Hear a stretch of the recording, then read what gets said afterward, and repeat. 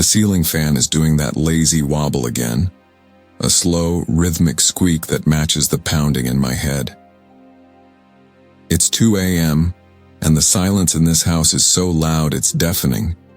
It's just me, my racing thoughts, and that ever-growing knot of anxiety in my stomach about the meeting tomorrow. The one that could make or break this quarter, the one I am utterly, completely unprepared for. I've prayed. I've said the words, "God, please, just give me a peace about this." But it feels like my prayers are just hitting the ceiling and bouncing back, landing right in this pile of panic I'm curled up in. Where is he? Isn't this when the divine calm is supposed to show up? And then, it comes. Not a voice. Not really. More like a whisper on the edge of my consciousness, a thought that feels planted. Open the journal, the one from the retreat. I physically shake my head, rolling over and punching the pillow. The journal? That's it? That's the divine answer? Some stupid, half-filled notebook from a weekend 3 years ago? That's not a solution, it's a distraction. I need a strategy, a miracle, not a trip down memory lane. My mind is screaming about profit margins and presentation slides, not old, forgotten feelings. The thought comes again, a little more persistent. The journal. Look at the last page you wrote on. No, I mutter into the darkness, my voice thick with frustration. That's not helpful. That's just me being sentimental and tired. I dismiss it completely, shoving it aside like a useless piece of clutter. This is a crisis of practicality, not spirituality. I need a real answer, not a ghost from my past. I shut my eyes tight, trying to force sleep, trying to force the thought away. And for a moment, it's gone. Just the squeak of the fan and the heavy weight of my own fear remains. I convinced myself it was nothing, just a random, dismissed thought. The alarm felt like an assault. I hadn't slept, just drifted in a shallow pool of worry until the sun bled through the blinds. The meeting loomed, a dark cloud over the entire day. I scrolled through my phone looking for a distraction, a sign, anything. A verse popped up on a social media feed. "My peace I give to you." I scoffed and closed the app. Empty words for people who didn't have their career on the line. I arrived at the office early. The document spread before me like an accusation. The numbers were blurry. The words wouldn't stick. My heart was a frantic drum against my ribs. I tried to pray again, a desperate, "God, just get me through this," but it felt hollow. The only thing that echoed back was that ridiculous, persistent thought about the journal. Why wouldn't it leave me alone? The meeting was a disaster. My presentation was shaky, my voice lacked conviction. I fumbled questions, my mind going completely blank on key data points. I saw the doubt in their eyes, the exchanged glances.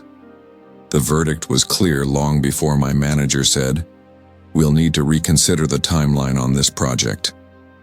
It wasn't a no, but it was a failure. I choked. Completely. I drove home in a numb haze, the knot in my stomach now a lead weight. The silence in the car was worse than before. It was the silence of defeat. I'd prayed for peace and got panic. I'd asked for help and was met with silence. I stood in the middle of my living room, the same four walls that had witnessed my panic hours before. The emptiness was suffocating. I was out of plans, out of cleverness, out of strength. My gaze drifted to the bookshelf, to the dusty spine of that old journal tucked between yearbooks and novels. A fresh wave of frustration hit me. Even now, that stupid thought was nagging me. I was about to turn away, to go find some other way to numb the feeling, when my own powerlessness finally overwhelmed me. My shoulders slumped. There was nothing left to do, no other option to try. In a whisper that cracked with exhaustion, I finally gave up. Okay, fine. I have nothing left. What was it you wanted me to see? The silence after my whisper felt different. It wasn't the empty silence of before. It was charged, expectant. The frantic drumming in my chest began to slow, replaced by a strange, pulling curiosity. That dismissed thought was no longer a whisper. It was a clear, calm directive. It was the only thing left in the void of my failed plans. I walked to the bookshelf, my movements feeling less like my own and more like I was being guided. I pulled out the journal, the leather cover soft and familiar under my fingers. A fine layer of dust coated the edges. I blew it off, the particles dancing in the late afternoon sun. I sat on the floor, right there in the middle of the living room, and opened it.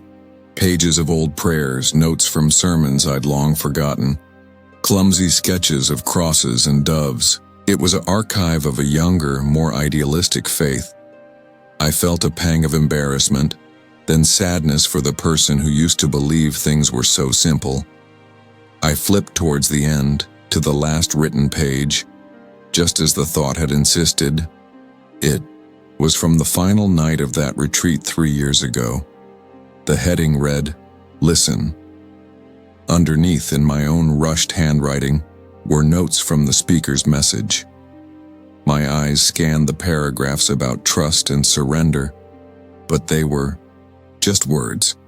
Then at the very bottom of the page, separated from the rest, was a single sentence I had written and utterly forgotten. It was circled twice. True provision isn't God giving me what I think I need. It's me discovering He is all I've ever needed. I read it again and again. The air left my lungs. It was like a key sliding into a lock I didn't even know existed. This whole time my prayer had been, God, give me success in this meeting. Give me the right words. Provide for me by making this project work. My entire focus had been on the outcome I had dictated to him. But this sentence, this forgotten truth, reframed everything. The provision wasn't the successful meeting. The provision was His presence in the failure. The provision was the peace that could hold me together when my plans fell apart. The thought about the journal wasn't a solution to my career problem. It was the invitation to the real solution for my soul's poverty. The meeting was just the setting. This was the main event.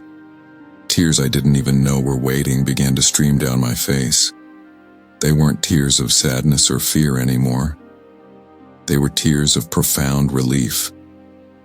The heavy weight on my shoulders didn't vanish, but it transformed. It was no longer the weight of my failure, but the weight of a truth I had been fighting against for years.